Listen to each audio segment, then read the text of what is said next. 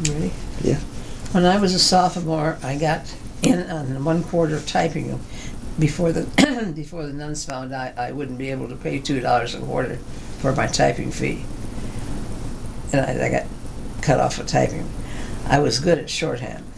President Roosevelt gave fireside chats that we listened to on a battery-powered radio.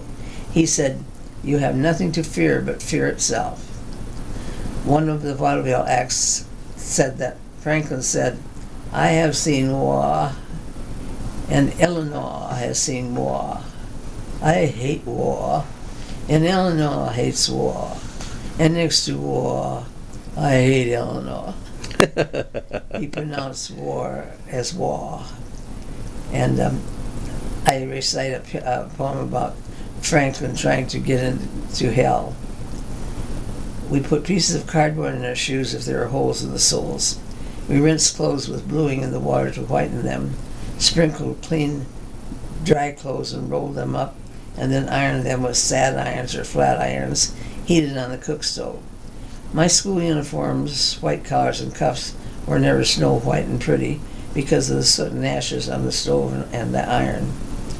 We had a cistern at Father Smith's house, and we drew pails of water out by ropes to wet the lawn at night to help the night crawlers come out. We were all expert night crawler pickers. Our mom sold them for us while we were at school.